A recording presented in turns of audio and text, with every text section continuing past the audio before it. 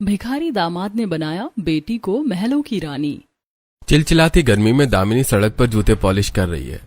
भैया, अरे ओ मोटरसाइकिल वाले भैया, आपके जूतों में मिट्टी लगी है, मैं आपके जूते पॉलिश कर दूं? 2 पैसों की कमाई हो जाएगी भैया। ठीक है। अंकित अपनी गाड़ी को टर्न करता है और दामिनी के पास लाकर रुकता है। फिर उसने अपने जूते पॉलिश करवाता है। अब अंकित देखता है कि कड़ी गर्मी में दामिनी जूते पॉलिश कर रही है। उसके माथे से पसीना टपक रहा है। भैया, आपके जूते पॉलिश हो गए, आपका पूरे 50 रुपए हुए हैं, दे दीजिए। अब अंकित जेब से 500 रुपए का नोट निकालता है और दामिनी के हाथ में देता है। वहीं दामिनी अपने गले से 500 रुपए के छुट्टे ढूंढती है। भैया, आपके पास 50 रुपए नहीं है क्या? मेरे पास इसके छुट्टे नहीं है, मुझे आप कहीं से बस 50 रुपए दे दीजिए। अरे ये सारे पैसे तुम रखो, ये मैंने तुम्हें ही दिए हैं। तुम इतनी कड़ी धूप में मेहनत कर रही हो, कुछ ठंडा खरीद कर खा पी लेना, कुछ घर वालों के लिए भी खरीद लेना। नहीं भैया, खाऊंगी तो ईमानदारी का ही, मेहनत करके ऐसे फ्री में आपके पैसे नहीं लूंगी। दूसरी तरफ उसी सड़क पर माथे पर फूल की टोकरी लिए घूमती एक औरत कहती है, बेटा ये कुछ नहीं लेगी, बड़ी खुददार लड़की है, मेहनत का ही खाना जानती है, फोकट का तो ये किसी का एक घूंट पानी भी नहीं पीती। ओ, मैं सैल्यूट करता हूँ आप जैसी लड़कियों को। भगवान तुम्हें तरक्की दे और अच्छी जिंदगी भी।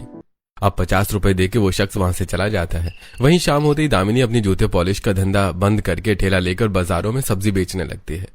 आलू ले लो, भिंडी ले लो, ताजी ताजी सब्जियां खरीदो। अब कुछ औरतें आती हैं और दामिनी के ठेले से ताजी ताजी सब्जियां खरीदती हैं। अब दामिनी की 900 रुपए से 1000 रुपए तक की कमाई हो जाती है। इसके बाद दामिनी एक घर में रात को काम करने जाती है। मालकिन, मैं आ गई, बता दीजिए क्या क्या काम है। क्या काम होगा, वही है, बर्तन और कुछ कपड़े हैं, फिर रात का खाना बनाना है, बस। अब दामिनी के शरीर पर पहले के कामों की थकावट थी, लेकिन चेहरे पर मुस्कुराहट अब भी बरकरार थी। ठीक है, मैं अभी कर देती हूँ। अब दामिनी फटाफट रसोई में जाकर बर्तन धोती है, खाना बनाती है, झाड़ू लगाती है, फिर कपड़े धोकर कपड़े सुखाती है और फिर मालकिन से पैसे लेकर उन्हें अलविदा करके वहां से निकल जाती है।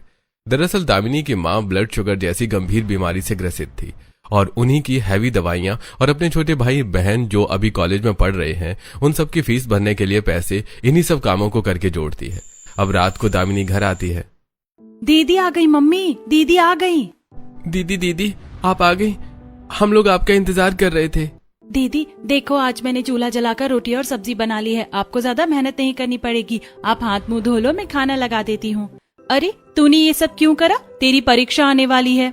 अरे दीदी, अगर हम पढ़ाई कर रहे तो इसका मतलब क्या हम आपकी जरा भी मदद नहीं कर सकते? अब दामिनी खटिया पर जाकर अपनी माँ के पास बैठती है। वहीं उसकी माँ अपने आंचल से दामिनी के माथे का पसीना पोंछती है। मेरी बच्ची कड़ी धूप गर्मी में मेहनत कर रही है, कितनी बेसहारा हो गई मेरी बच्ची, कोई मदद करने वाला नहीं है, सारी जिम्मेदारियां मेरी बच्ची के ऊपर आ गई हैं। ऐसी किस्मत तो भगवान किसी लड़की को ना दे। मैं ऐसा क्यों कहती हो, बल्कि मैं तो खुश हूँ कि मैं आप लोगों की सेवा करती हूँ, अपने पापा की जगह ले चुकी हूँ। थोड़ी तकलीफ ही सही, पर खुशी बहुत मिलती है। दामिनी मुस्कुरा रही होती है, लेकिन इस मुस्कुराहट के पीछे की तकलीफ उसकी माँ को साफ नजर आ रही होती है। रहने दे बेटी, मैं जानती हूँ कि तू सभी तकलीफ हमसे छुपा कर रखती है, लेकिन अगर हमारे साथ वो बड़ा हादसा ना हुआ होता तो आज हम ये बुरे दिन नहीं देख रहे होते। मुझे आज भी याद है जब हमारे घर पर दुखों का पहाड़ टूटा था। चिलचिलाती गर्मी में कर्क रोग से ग्रसित दामिनी के पिता खटिया पर लेटे हैं और उनके मुंह से खून की उल्टी हो रही है। परिवार बेबस है, उनकी आंखों में आंसू और लाचारी है। पापा आप ठीक तो है ना? माँ, हमने तो इतना इलाज कराया पापा का, लेकिन फिर भी पापा के मुंह से खून आ रहा है। माँ, पापा उठो ना, माँ पापा को क्या हो गया? पापा उठिए ना। पापा आपको क्या हो गया? मम्मी, पापा के मुंह से खून क्यों आ रहा है? अरे चंचल, अपनी आंखों के आंसू पोंछो। मैं जानता हूँ मैं बड़े संकट में तुम लोगों को छोड़कर जा रहा हूँ, लेकिन अब तुम्हें इस परिवार को संभालना है। ऐसा मत कहिए, मैं आपके बगैर नहीं रह पाऊंगी। रुकिए, मैं लोगों से मदद मांगूंगी, आपको कुछ नहीं होगा। अब गरीब चंचल अपनी बेटी दामिनी को लेकर सड़क पर अमीर घरों के दरवाजे खटखटाती है। एक शख्स अपने घर का दरवाजा खोलती है। हाँ बताइए, क्या काम है? इस कड़कती गर्मी में आप इतनी तेजी से हमारा दरवाजा क्यों पीट रही हैं? जी, मुझे आपकी मदद की बहुत जरूरत है। आप लोग तो पैसे वाले हैं, आप मुझे कुछ पैसे दे दीजिए। मेरे पति के मुंह से खून आ रहा है, उन्हें कर्क रोग है, मुझे उन्हें अस्पताल लेकर जाना है। क्या कहा कर्क रोग?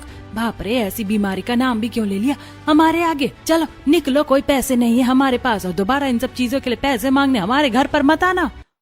अरे नहीं, ऐसा मत कहिए, आपके पास करोड़ों रुपए हैं लेकिन आप हम गरीब की मदद नहीं कर रही हैं। अरे तो तुम गरीबों के लिए पैसा थोड़ी जोड़ रहे हैं हम। जाओ सरकारी अस्पताल में लेकर जाओ तुम अपने बाप को, तुम गरीबों के लिए वही अस्पताल बना है।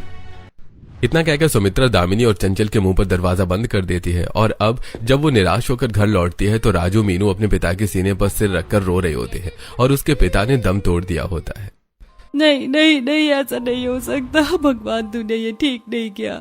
दामिनी देख, तेरे पिता हमें अकेला छोड़कर चले गए। अब दामिनी, जिसकी उम्र अभी 22 साल है, वो ये दर्दनाक मंजर देखकर अंदर ही अंदर टूट जाती है। लेकिन वो इस दिन ये भी समझ जाती है कि अब कैसे भी करके उसे ही अपने इस गरीब परिवार को पालना है। माँ, बुरे दिनों को क्यों याद कर रही हो?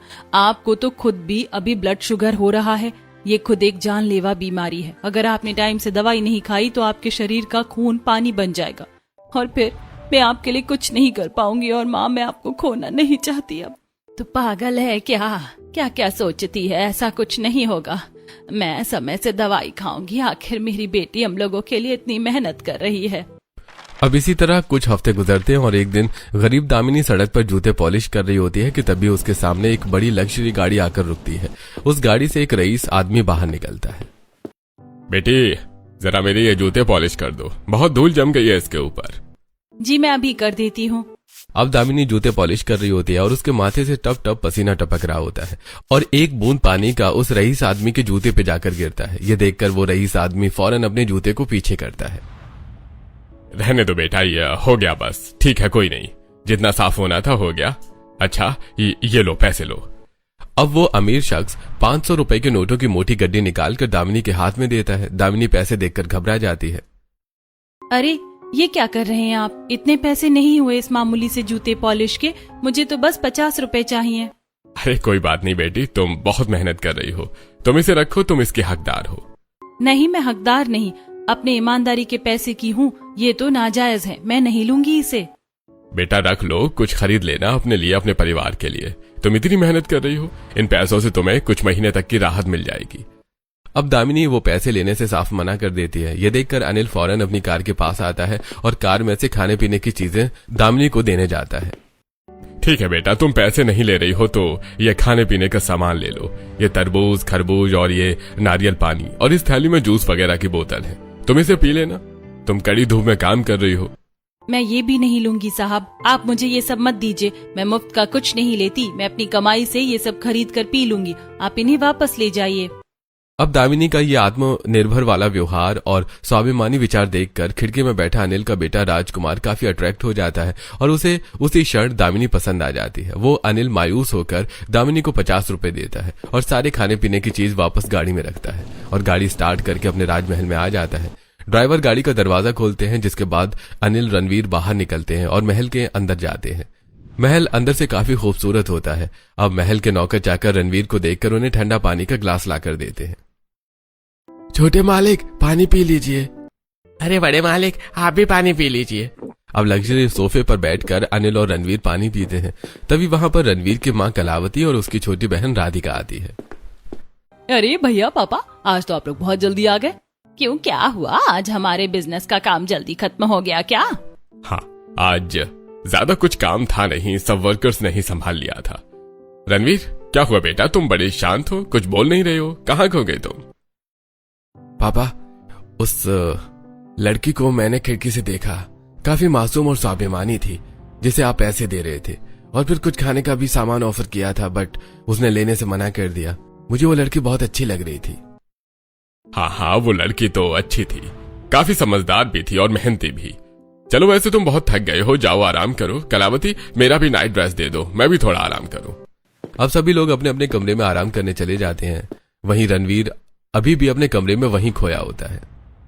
वो लड़की मेरे दिमाग से निकल ही नहीं रही है। अब मैं और उसके बारे में जानना चाहता हूँ। मैं कल ही पता करूंगा कि वो सारा दिन कैसे क्या करती है। उसके सारे डिटेल्स मुझे कल की डेट में चाहिए ही चाहिए। अब अगले दिन सुबह रणवीर अपने ड्राइवर से, दीपक गाड़ी निकालो, आज हमें लॉन्ग ड्राइव पर जाना है। ओके छोटे मालिक। बेटा, किसी जरूरी काम से जा रहे हो क्या? माँ, हाँ मैं जरूरी काम से जा रहा हूँ, मैं शाम तक आ जाऊंगा। अब गाड़ी में बैठकर रणवीर लॉन्ग ड्राइव पर निकल जाता है। छोटे मालिक, गाड़ी को लेकर कहाँ जाना है? कल पापा एक लड़की के पास आए थे सड़क पर जो जूते पॉलिश कर रही थी। मुझे उसे देखना है फिर से। तुम थोड़ी दूरी पर हमारी गाड़ी वहीं खड़ी कर दो। अब ड्राइवर गाड़ी रोकता है और दूर से रणवीर देखता है कि दामिनी कैसे कड़ी मेहनत कर रही है। धूप में लोगों के जूते पॉलिश करके धीरे धीरे शाम हो जाती है। दामिनी अपने सभी सामान को समेटने लगती है। ये देखकर रणवीर गाड़ी में बैठता है। ड्राइवर, उस लड़की का हमें पीछा करना है। अब दामिनी अपने घर के आंगन में रखे सब्जियों के ठेले को उठाकर सब्जी मंडी जाती है। ये देखकर ड्राइवर भी उसके पीछे पीछे जाता है। रणवीर कार के अंदर से देखता है कि दामिनी कितनी मेहनत से बाजार में सब्जी बेच रही है। अब धीरे धीरे रात होने लगती है, जिसके बाद दामिनी अपनी सब्जी का ठेला लेकर अमीर बसंती के घर के पास आती है और ठेला बाहर रखकर उसके घर में जाकर नौकरानी का काम करती है। वहीं रणवीर दूर से यह सब कुछ देख रहा होता है। अब दामिनी नौकरानी का काम खत्म करके अपना ठेला लेकर अपने घर में जाती है। रणवीर अभी भी कार से उसका पीछा करता है। अब जब दामिनी अपने घर में घुस जाती है तो रणवीर कार से निकलकर उसके घर की तरफ हल्के कदमों से बढ़ता है। सामने एक छोटी सी खिड़की होती है और रणवीर बिना किसी संकोच के उस खिड़की के पास जाता है और अंदर की ओर झांकने लगता है और देखता है कि दामिनी की माँ बीमार बिस्तर पर लेटी है और उसके पैरों में काफी ज्यादा सूजन है। माँ, आप अपनी दवाई टाइम से नहीं ले रही हो ना। आपके पैरों में ये सूजन कैसे हो सकती है? इसका मतलब आपका ब्लड शुगर बढ़ रहा है और शरीर में खून की कमी हो रही है। इंसुलिन खरीदने के भी पैसे नहीं है मेरे पास। माँ, आप टाइम से दवाई क्यों नहीं ले रही हो? बेटा, मैं ठीक हूँ। ये बस ऐसी छोटी मोटी चीजें मुझे होती रहती हैं। नहीं दीदी, आपके जाने के बाद मम्मी बहुत लापरवाही करती हैं। हम कॉलेज से आकर इन्हें समझाते हैं, लेकिन ये हमारी एक नहीं सुनती। हाँ दीदी, मीनू ठीक कह रही है। आप ही कुछ बोलिए ना माँ को। माँ, आप क्या चाहती हैं कि मेरे सर से माँ का हाथ भी हट जाए? पिता ने तो साथ छोड़ ही दिया था, अब आप भी वही चीज कर रही हैं। अब ये सुनकर चंचल की आंखों से आंसू गिरने लगते हैं। नहीं मेरी बच्ची, मैं अपने ऊपर पूरा ध्यान दे रही हूँ और देखना, मैं जल्द ही ठीक हो जाऊंगी। चलिए खाना खा लीजिए माँ। अब दामिनी का गरीब परिवार एक साथ बैठकर खाना खाते हैं। वहीं ये दर्द भरा दृश्य देखकर खिड़की के बाहर खड़ा रणवीर की आंखों से आंसू गिरने लगते हैं। अब रणवीर नम आंखों से आकर गाड़ी में बैठता है। ड्राइवर गाड़ी चला रहा होता है और रणवीर की आंखों की तरफ देखता है जहां उसकी आंखों से आंसू गिर रहे होते हैं। अब ड्राइवर रणवीर को घर पर छोड़ता है। रणवीर अपने महल में आता है और अभी भी उसकी आंखों से आंसू गिर रहे होते हैं। ये देखकर रणवीर के माता पिता, क्या हो गया बेटा? अरे सुनिए, हमारे इकलौते बेटे की आंखों में आंसू हैं। किसने तकलीफ पहुंचाया बेटा तुम्हें? क्या हुआ, बोलो ना। चुप क्यों हो बेटा? हमें घबराहट हो रही है। अब रणवीर अपनी आंखों से आंसू पोंछता है और दामिनी की सारी सच्चाई अपने घर वालों से बताता है। ये सुनकर उनकी भी आंखों से आंसू गिरने लगते हैं। बेटा, पर तुमने उस लड़की को इतनी बारीकी से जानने की कोशिश ही क्यों की? पापा, क्योंकि मैं उस लड़की को पसंद कर बैठा था और अब उसकी तकलीफ देखकर मैं बहुत ज्यादा दुखी हो चुका हूँ। मुझे उसकी तकलीफ खत्म करनी है और मुझे अब उससे शादी करनी है। बेटा, ये तो तुम्हारे बहुत अच्छे विचार हैं कि तुम एक गरीब लड़की की मदद करना चाहते हो। हमें बहुत फक्र है तुम्हारे इस फैसले से। ठीक है बेटा, हम कल ही उसके घर में रिश्ता लेकर पहुंचेंगे। तुम चिंता मत करो, सब अच्छा होगा। अब कलावती अपनी बेटी के साथ ड्राइवर दीपक और सामान उठाने के लिए घर के नौकर सुरेश मनोज को लेकर एक्सपेंसिव मॉल में आती है, जहां वो एक्सपेंसिव डिजाइनर लहंगा, हैवी चूड़ी, कंगन और डायमंड के नेकलेस वगैरह लेती है। अब सारी शॉपिंग के बाद वो लोग घर आते हैं और अगले दिन रणवीर के पिता अनिल ड्राइवर और दोनों नौकरों को लेकर गरीब दामिनी के घर पहुंचते हैं। दामिनी की मां चंचल दो नौकर के हाथ में गहने, जेवर, कपड़े, पैसे देखकर दंग रह जाती है। जी, आप लोग कौन हैं और ये इतना सारा गहना, पैसे, कपड़े लेकर आप हमारे गरीब घर में क्यों आए हैं?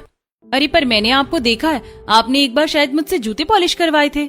हाँ बेटा, मैं वही हूँ, पर आज मैं जूते पॉलिश कराने नहीं बल्कि अपने बेटे का रिश्ता लेकर तुम्हारे घर पर आया हूँ। मेरा बेटा तुमसे बहुत प्यार करता है। हम महलों में रहते हैं, तुम्हें वहां पर किसी की चीज की जरूरत नहीं होगी। खुद का बिजनेस है हमारा, जब जो चाहे वो पहन और खा पी सकती हो तुम। अनिल खुश होता है, लेकिन चंचल और दामिनी के चेहरे पर एक चिढ़ होती है। रुकिए भाई साहब, मैं अपनी बेटी की शादी किसी अमीर घर में नहीं करूंगी और एक अमीर घर के लोग मुझ गरीब की बेटी से शादी क्यों ही करेंगे? अरे मैं जानती हूँ आप जैसे अमीर लोग गरीब घर की बेटी को ब्याह कर ले जाते हैं और अपने घर में उसे नौकरानी बना कर रखते हैं और फिर समाज भी हमारा साथ नहीं देता, ये सोचकर कि गरीब की बेटी तो नौकरानी के लिए ही बनी है। मेरी माँ बिल्कुल ठीक कह रही है। मैं किसी अमीर घर के लड़के से शादी नहीं करना चाहती। मैं गरीब घर के लड़के से शादी करना चाहती हूँ जो खुद मेहनत करके पैसे कमाना जानता हो, पूर्वजों की कमाई पर उड़ता ना हो। सच कहूँ तो अगर आपके बेटे आज यहाँ उपस्थित होते तो मैं उनके मुंह पर इस रिश्ते के लिए मना कर देती। आप लोग जा सकते हैं, हमें ये शादी नहीं करनी। अब ये सुनकर अनिल काफी मायूस हो जाता है और बिना कुछ कहे नौकरों के साथ गाड़ी में बैठकर घर आ जाता है। क्या हुआ पापा? क्या कहा उस लड़की ने? हमारा रिश्ता पक्का तो हो गया ना? बेटा सच कहूं तो तुम जैसा सोच रहे हो वैसा वहां कुछ नहीं हुआ है। उस लड़की ने साफ मना कर दिया इस शादी से, और उसकी माँ का कहना है कि अमीर लोग बहुत घटिया होते हैं, गरीब लड़कियों की इज्जत नहीं करते। वहीं लड़की ने भी कहा कि वो किसी भिखारी से शादी कर लेगी, लेकिन किसी अमीर परिवार के बेटे से शादी वो कभी नहीं करेगी। हाँ छोटे मालिक, और उन्होंने तो सारे शगुन का सामान भी लौटा दिया।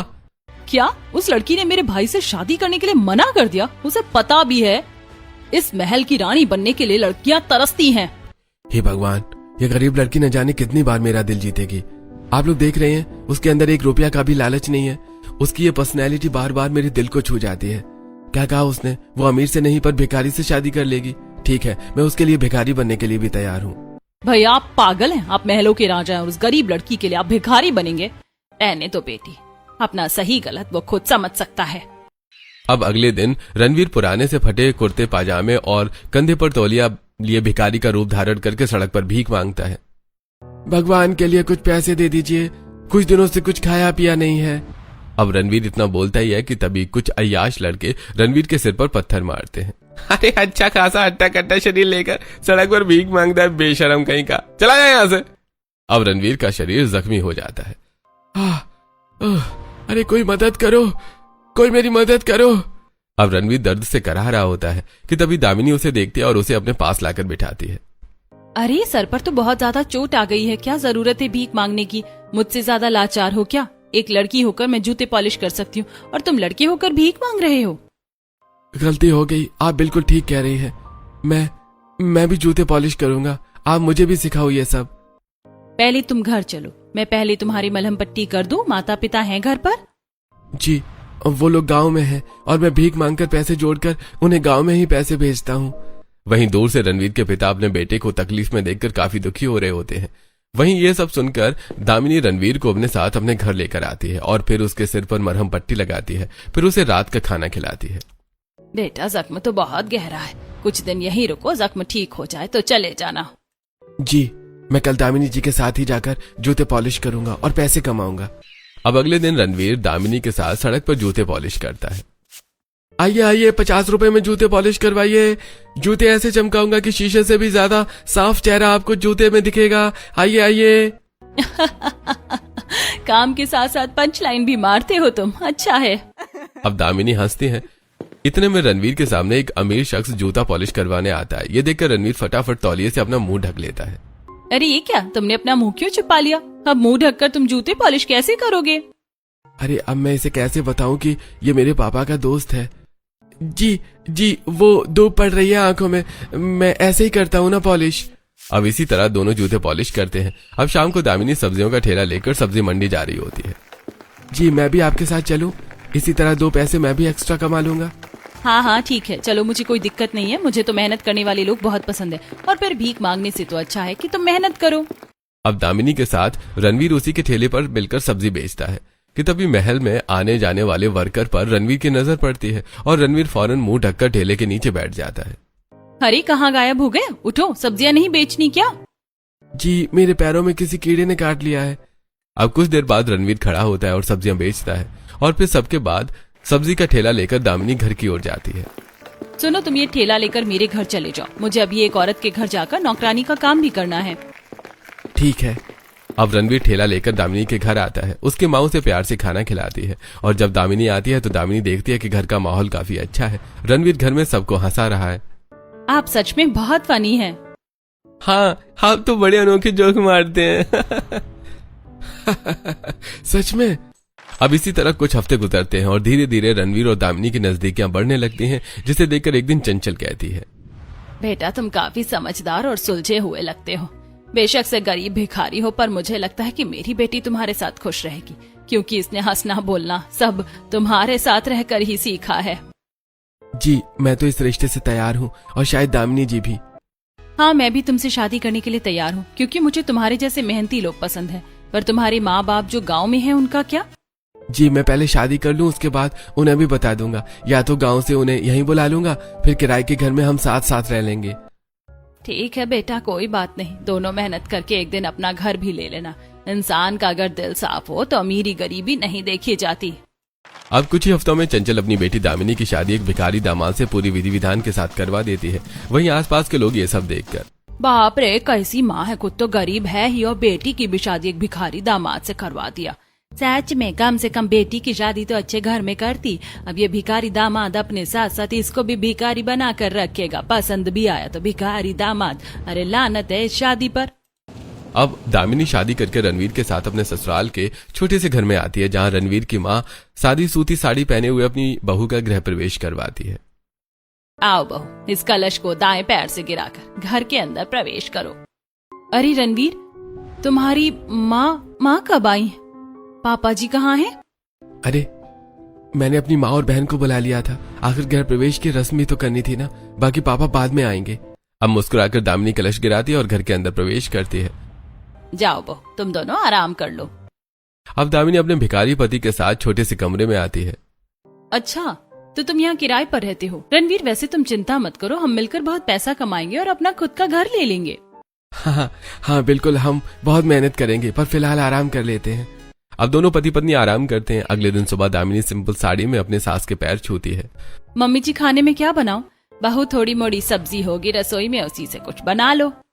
अब दामिनी छोटे से रसोई में आती है, जहाँ कुछ सब्जियां रखी होती हैं। दामिनी उन्हीं से सब्जी रोटी बनाकर तैयार करती है और फिर घर में चटाई बिछाकर सभी का खाना निकालती है कि तभी दामिनी की नंद गुस्से से चिड़चिड़ करते हुए कहती है, ये सब क्या है माँ? भैया, आप लोग जानते हैं ना मैं ये सब नहीं खाती। ये क्या आलू की सब्जी और सूखी रोटी बना दी है इन्होंने।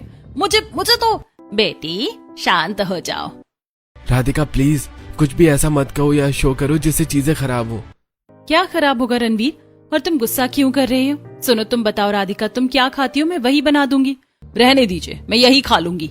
अब कुछ हफ्ते के बाद कलावती, बेटा जाओ, अपनी पत्नी को कहीं घुमा लाओ। अब रणवीर अपनी पत्नी के साथ फेमस गार्डन में आता है। दामिनी, ये हमारे यहाँ का फेमस गार्डन है, यहाँ के फूल पत्तियाँ सब बहुत खूबसूरत हैं। हाँ सचमुच, यहाँ पर कितने अनेक प्रकार के फूल लगे हुए हैं, खुशबू भी काफी प्यारी सी आ रही है यहाँ। अब दामिनी इतना बोलती है कि तभी रणवीर एक पेड़ के पीछे जाकर छुप जाता है। अरे मेरे दोस्त यहाँ क्या कर रहे हैं? अरे रणवीर, ये क्या है? तुम बार बार छुपने क्यों लगते हो? तुम्हें मेरे साथ कोई दिक्कत है क्या, या कुछ और बात है? अरे नहीं कुछ नहीं, अब बस ऐसे ही। अब रणवीर वहां से बच जाता है, लेकिन जब वो पूरे दिन घूमकर रात को अपने घर जा रहा होता है कि तभी कुछ लोग आकर उसे चारों तरफ से घेर लेते हैं। अरे रणवीर सर, आप यहाँ और ऐसी हालत में? अरे कैसे भी हालत हो, रणवीर जी तो हमेशा हीरो ही लगते हैं। अरे राजा है वो, राजा। अब जब भीड़ खत्म होती है तो दामिनी रणवीर का हाथ पकड़कर कहती है, रणवीर, तुम मुझसे कुछ छुपा रहे हो क्या? ये लोग तुम्हारी तस्वीर क्यों खींच रहे थे? आखिर एक भिखारी को वो राजा क्यों बता रहे थे? क्या तुम्हारा कोई और भी अस्तित्व है? रणवीर सच बताओ, तुम चुप क्यों हो? अब रणवीर की आंखें नम हो जाती हैं और वो दामिनी का हाथ पकड़कर उसे अपने घर लेकर आता है। माँ, समय आ गया है कि हम दामिनी को वो सच बता दें जो अब तक हमने उससे छुपा रखा था। कैसा सच? आप लोगों ने मुझ गरीब से क्या छुपा रखा है? मुझे बहुत घबराहट हो रही है। घबराओ मत बहू, हमारे साथ चलो। अब कलावती, रणवीर, राधिका तीनों ही मिलकर दामिनी को राजमहल के अंदर लेकर आते हैं, जहाँ अनिल पहले से उपस्थित होता है। अरे आप तो वही हैं जो मेरे घर रिश्ता लेकर आए थे। ये सब क्या है? दामिनी, ये मेरे पिता है जो मेरा रिश्ता लेकर तुम्हारे घर में गए थे, और मैं इस महल का राजा हूँ। लेकिन जब मुझे पता चला कि तुम किसी अमीर लड़के से शादी नहीं करना चाहती हो, तुम्हें गरीब लोग पसंद हैं, तो मैंने उसी दिन ये महल छोड़कर तुम्हारे लिए भिखारी बनने का फैसला लिया ताकि मैं तुम्हें पा सकूं। अब रणवीर की आंखों में यह प्यार देखकर दामिनी उसके कदमों में गिर जाती है। रणवीर, तुमने बस मुझे पाने के लिए अपना ये महल छोड़ दिया। हे भगवान, मुझ गरीब से इतना प्यार। मैं तो खुश नसीब हूँ जो मुझे तुम्हारे जैसा पति मिला है। इतना प्यार मुझे नहीं लगता कि आज के टाइम पर कोई किसी से करता है। बहू, आंसू पोंछो। मेरी रानी बहू की आंखों में आंसू नहीं देख सकती मैं आरती की थाली लेकर आती हूँ। कलावती उस महल में दामिनी का गृह प्रवेश करवाती है, जिसके बाद राधिका एक लग्जरी कमरे में आलीशान शीशे के सामने अपने हाथ से अपनी गरीब भाभी को एक्सपेंसिव साड़ी और डायमंड के गहने पहनाती है। भाभी, आप इस घर की रानी है और रानी असलियत में ऐसी दिखती है, खूबसूरत, बिल्कुल आपकी तरह। सच में मैं तो बहुत खूबसूरत लग रही हूँ। अब जब दामिनी तैयार होकर नीचे आती है तो नौकर चाकर डाइनिंग टेबल पर उसके लिए 56 भोग परोस कर रखते हैं। आओ दामिनी, साथ में बैठकर खाना खाते हैं। अब दामिनी नौकर चाकर को देखकर हैरान रह जाती है और फिर वो आलीशान डाइनिंग टेबल पर बैठकर अपने परिवार वालों के साथ स्वादिष्ट पकवान खाती है। पकवान बहुत स्वादिष्ट है माँ जी। शुक्रिया रानी जी। क्या कहा? रानी? अरे सच में मैं इस महल की रानी हूँ? हाँ दामिनी, तुम इस महल की इकलौती रानी हो। बहू, कल हम लोग एक साथ घूमने जाएंगे, ठीक है माँ जी?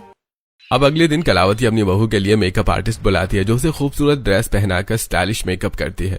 और फिर जब तैयार होकर दामिनी घर से बाहर निकलती है तो करोड़ों लोग उसकी फोटो खींचने वहां आ जाते हैं। अरे भैया, इस महल की रानी देखो कितनी खूबसूरत है, कितनी प्यारी लग रही है रानी जी।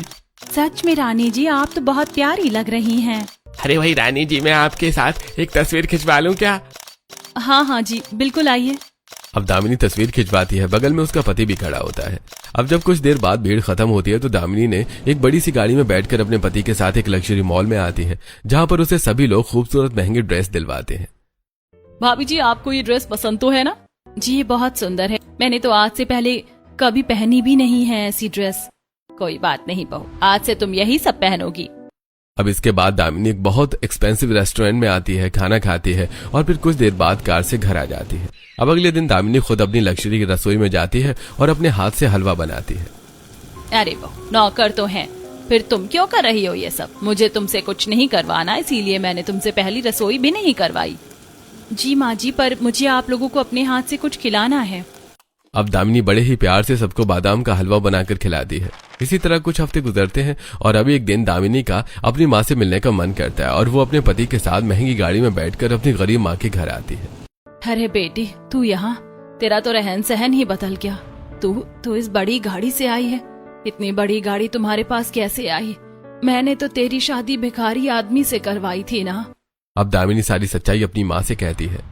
माँ, हर अमीर इंसान की सोच घटिया नहीं होती और रणवीर जी तो बहुत अच्छे इंसान हैं। हाँ, अच्छा है, तभी तो मेरी बेटी को पाने के लिए इसने अपना राजमहल छोड़ दिया था। आओ दामाद जी, अंदर बैठो। अब चंचल अपने दामाद को खाना पीना खिलाती है। अब अगले दिन रणवीर बड़े ही प्यार से दामिनी की गरीब माँ और उसके दोनों भाई बहन को अपने महल में लेकर आता है। सभी लोग दामिनी का महल देखकर हैरान रह जाते हैं। चारों तरफ लग्जरी फर्नीचर, दीवार पर आलीशान तस्वीरें और छत पर एक शानदार झूमर लटक रहा होता है। दीदी, आप इस महल की रानी हो? रानी, मुझे तो विश्वास नहीं हो रहा है। अरे दीदी, आपकी तो किस्मत ही चमक गई महल की बहू बनकर।